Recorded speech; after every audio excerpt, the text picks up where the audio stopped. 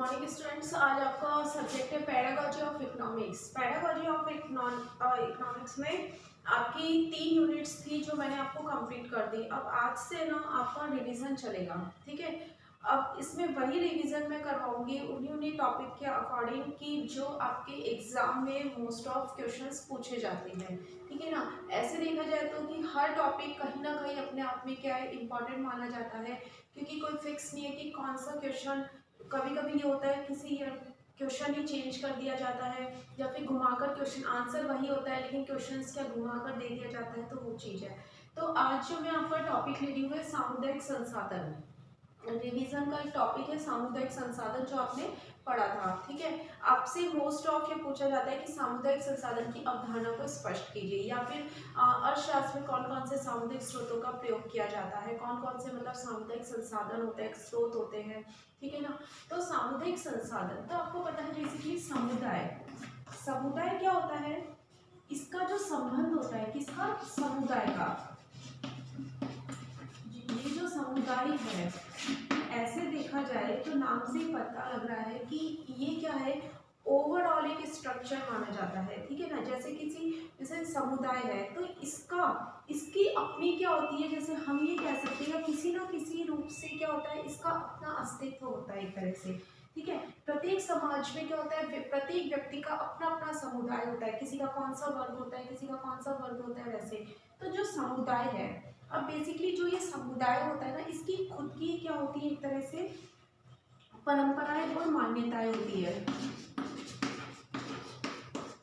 परंपराएं और क्या होती है, मान्यताएं होती है, ठीक है। अभी परंपराएं और मान्यताएं किसके अंदर होती है, बेसिकली समुदाय में होती है। तो समुदाय का क्या होता है, अपना एक भौतिक, सामाजिक, ये सारे स्ट्रक्चर होता है। आर्थिक स्ट्रक्चर हो माना जा सकता है, भौतिक हो सकता है, सामाजिक होता है, ठीक है। तो यही जो ये परंपराएं और जो ये मान्यताएं मैंने बताई है, वही बेसिकली क्या कहलाती है, सामुदायिक संसाधन कहलाती है, ठीक है। तो जब व्यक्ति अर्थशास्त्र के अंदर जब इसका प्रयोग करेगा, मतलब सामुदायिक स्रोतों का प्रयोग करेगा, तो विद्यार्थियों को अर्थशास्त्र के प्रति जागरूकता मिलेगी। कैसे मिलेगी, क्योंकि आपको पता है जब इसका यूज लेगा वो, हम हमारे अर्थशास्त्र के अंदर जब हम उनकी विद्यार्थियों को रीति रिवाजों के बारे में बताएंगे, परंपराएं के बारे में बताएंगे, और हम अगर अपने पाठ्यक्रम में इन सभी को हम एक तरह से क्या करेंगे, सम्मिलित करेंगे, इनके मतलब हर किसी चीज़ को, जैसे हिस्टोरिकल चीज़ों को, सांस्कृतिक को, भौतिक संसाधन को, तो फिर क्या होगा, बच्चे क्या आएंगे, इसके प्रति जागरूक है, और बच्चों को ज़्यादा से ज़्यादा क्या होगी, नॉलेज गेन होगी। तो एक तरह से हम ये कह सकते हैं कि समुदाय का अपना एक ढांचा होता है, तो इन्हीं ढांचों को, इन्हीं संसाधनों को ही हम क्या मानते हैं, सामुदायिक संसाधन कहते हैं। तो अर्थशास्त्र अध्ययन में सामुदायिक संसाधन का प्रयोग करना अति आवश्यक है, क्योंकि इसके अभाव में हम क्या कर सकते हैं, बच्चों को अर्थशास्त्र के प्रति जागरूक नहीं कर सकते, या अर्थशास्त्र के लिए उनको ज़्यादा से ज़्यादा नॉलेज गेन नहीं हो सकती। तो सामुदायिक संसाधन को स्पष्ट करते हुए एक राइटर है जिनका नाम है MP मुफात। MP मुफात। MP मुफात के अनुसार सामुदायिक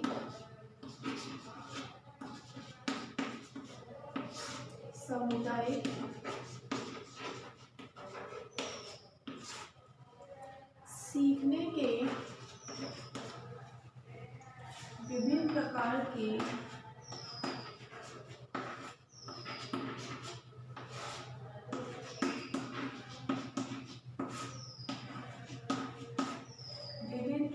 के अनुभव को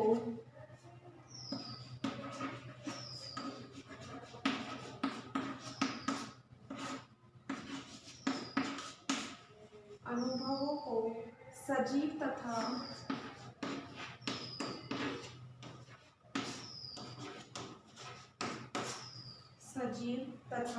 विस्तृत करके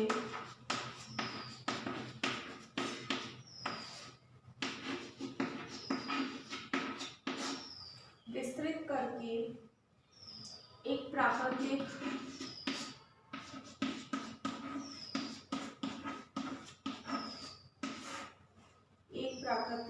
प्रयोगशाला के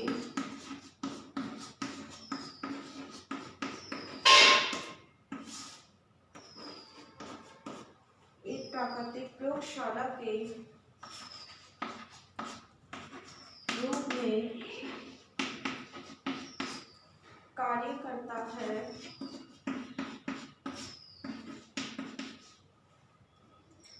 वह नवयुवकों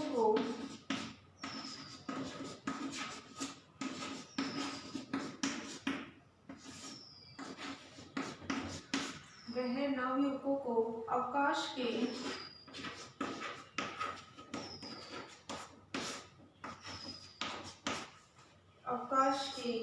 सदुपयोग के लिए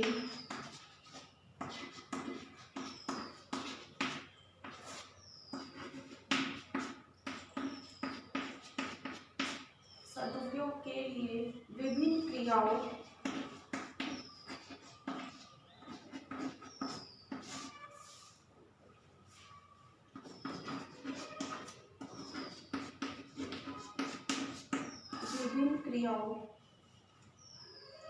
तथा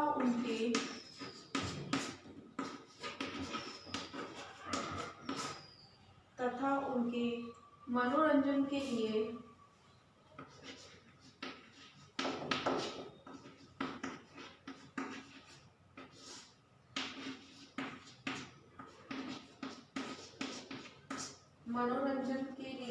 अवसर प्रदान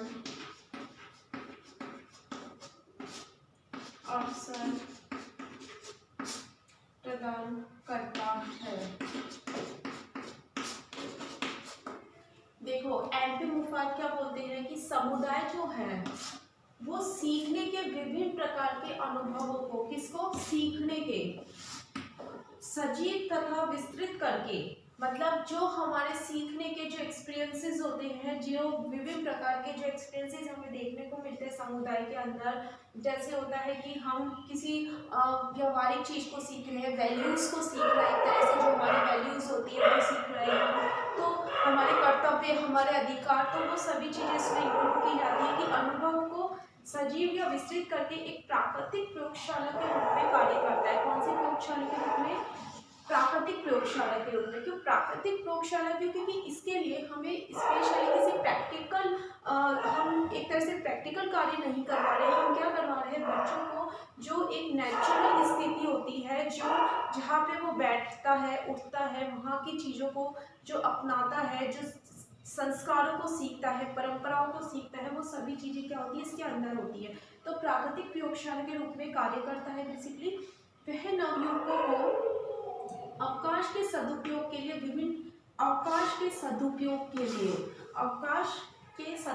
लिए विभिन्न क्रियाओं और उनके मनोरंजन के लिए अवसर प्रदान करता है।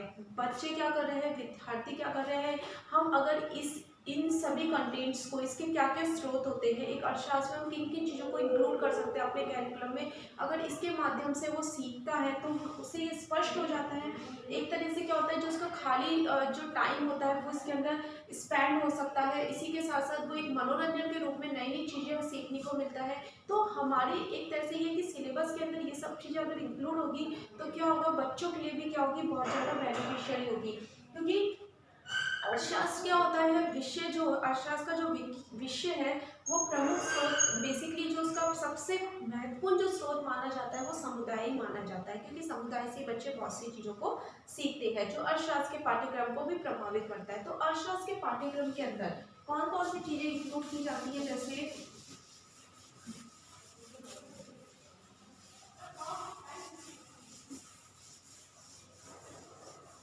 जैसे हम मान सकते हैं कि इसके अंतर्गत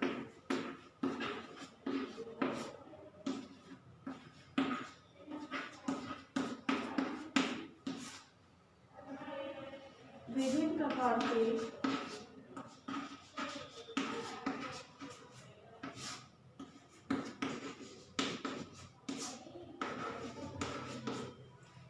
प्रकार के सामुदायिक स्थान,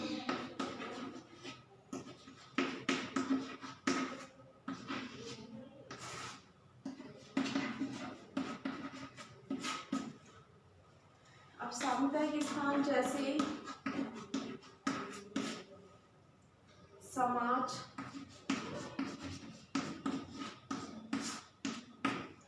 समाज के संगठन,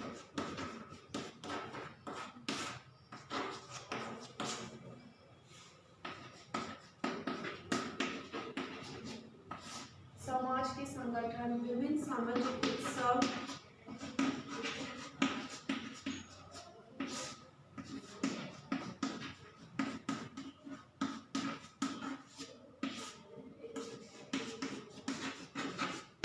विभिन्न सामाजिक उत्सव,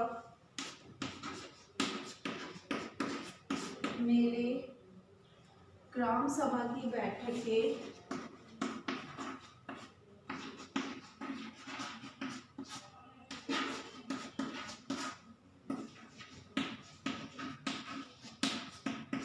ग्राम सभा की बैठकें, कृषि क्रियाएं,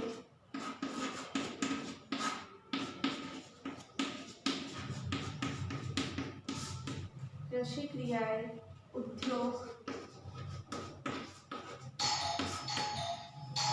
परिवहन तथा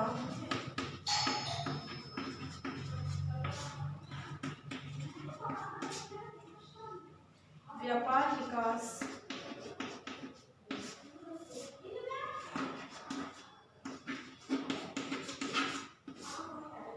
की योजनाएं,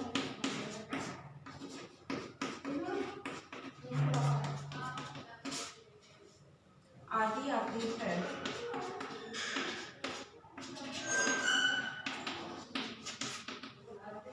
ठीक है, अब इसमें क्या क्या चीजें हम इंक्लूड कर सकते हैं। सामुदायिक स्थान, समाज होता है, समाज के जो रीति रिवाजों को अपनाता है, समाज के संगठन जो होते हैं, विभिन्न सामाजिक हमारे अंदर जैसे हम जो भौतिक या सांस्कृतिक चीजों को हम देखते हैं अगर उस क्षेत्रों में, तो उत्सव, मेले, ग्राम सभा की बैठकें सब आयोजित की जाती है। कृषि क्रियाएं जो होती है, उद्योग होता है, परिवहन होता है, व्यापार विकास की योजनाएं होती है, ये सभी चीजें इसमें इंक्लूड होती है जो किसको प्रभावित करते हैं, एक तरह से अर्थशास्त्र के पाठ्यक्रम को प्रभावित करते हैं कि बच्चे का सर्वांगीण विकास इसके माध्यम से किया जाता है।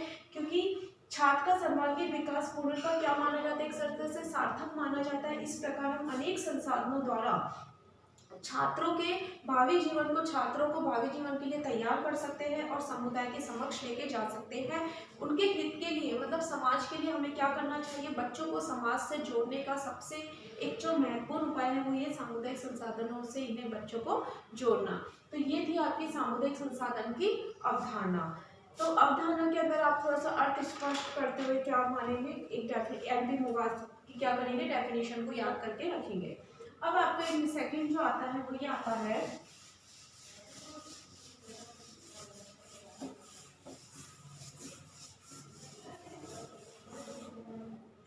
इसमें हमें देखने को मिलता है अर्थशास्त्र शिक्षण के सामुदायिक स्रोत कौन कौन से होते हैं। आपका एक प्रश्न ये होता है कि अर्थशास्त्र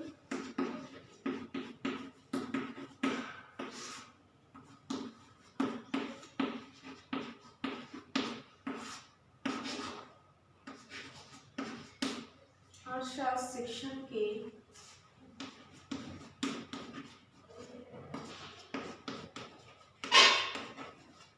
सामुदायिक स्रोत कौन कौन से होते हैं। इसके अंदर विभिन्न प्रकार के सामुदायिक स्रोतों को लिखा जाता है। जैसे पहला है मानव संबंधी,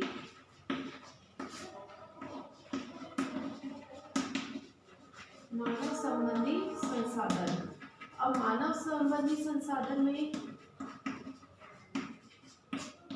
मानव संसाधन इसमें रस्में आएगी, रीति रिवाजों को लिखा जा सकता है, परंपराएं आएगी, विश्वास आएगा, सभ्यता आएगी, संस्कृति आएगी, इन सभी को क्या करेंगे, सम्मिलित करेंगे। दूसरा आता है प्राकृतिक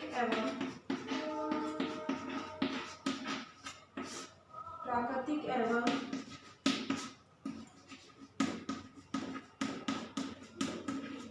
भौगोलिक साधन।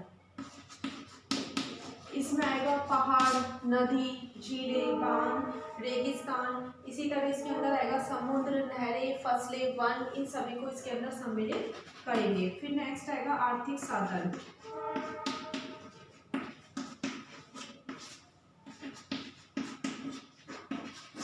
आर्थिक साधन, इसमें जैसे फाइनेंशियल स्टेटमेंट होते हैं, सेंटर्स होते हैं, विनिमय केंद्र होता है, उत्पादन केंद्र होते हैं, आयात निर्यात केंद्र होता है, जो आर्थिक रूप से क्या होता है, जैसे फाइनेंशियल इकोनॉमिक्स से क्या होता है, जो हमारा सपोर्टेबल होता है, वो सारी चीज़ें इसके अंदर भी, बाजार, हाट बाजार जिसे बोलते हैं, मेले जिसे हम बोल सकते हैं।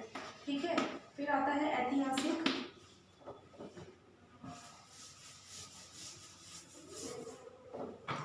फोर्थ है इसके अंदर ऐतिहासिक साधन,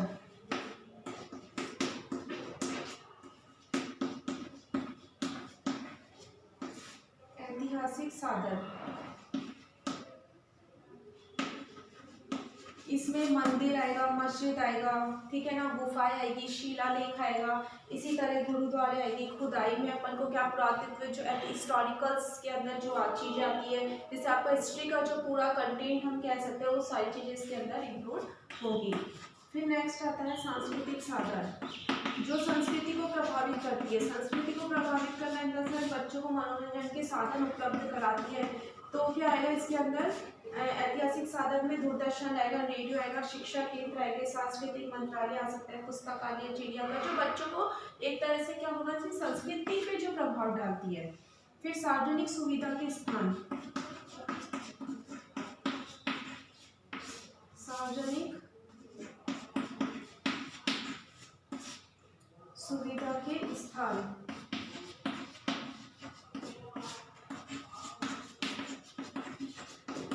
इसमें वही सब चीजें आ जाएगी, टेलीफोन, डाकघर, बिजली घर, चिकित्सालय, स्कूल, विद्यालय, कॉलेजेस, ये सब जो सार्वजनिक सुविधा के स्थान होते हैं, जो पब्लिक होते हैं और दूसरों के लिए क्या करते हैं, बेनिफिशियरी यूज में आते हैं। फिर आता है सरकारी भवन, सारे भवन जो होते हैं गवर्नमेंट के, वो सारी चीज़ इसके अंदर इंक्लूड हो सकते हैं, जैसे परिषद होता है, नगर पालिका, स्वास्थ्य केंद्र मान सकते हैं हम, जिला परिषद होता है, वो सभी चीज़ें इसके अंदर आती है। और फिर आता है सामाजिक कल्याण संगठन, सामाजिक कल्याण संगठन, इसमें सब चीजें इंक्लूड हो जाएगी, नियम इनके, शुद्धता के केंद्र, सफाई विभाग, अधिकारी, ये सारी चीजें इसमें इंक्लूड हो जाएगी। इसके अंदर क्या क्या है वो मैं आपको पहले लिखवा चुकी, ये सिर्फ एक आपका रिवीजन है, इसलिए मैंने आपको जस्ट बताया कि एग्जाम में आएगा तो आप मार्क्स के अकॉर्डिंग देख लेना किसके अंदर इंक्लूड करना चाहो तो दोनों एग्जाम्पल्स कर सकते हो, और अगर 2 नंबर का होगा तो आप ये सारे पॉइंट्स लिखोगे। तो आज आपको मैंने 2 चीज़ें बताई है, जैसे सामुदायिक संसाधन के बारे में उसकी अवधारणा बताइए और कौन कौन से स्रोत होते हैं अर्थशास्त्र में वो बताइए। आपका आज गृह कार्य यही है कि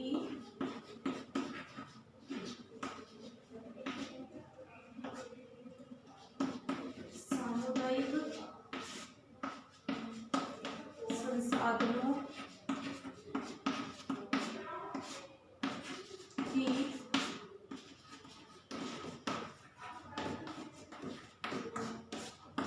अवधारणा को स्पष्ट करते हुए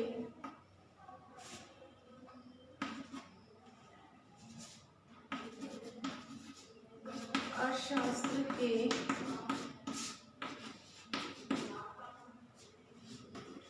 सामुदायिक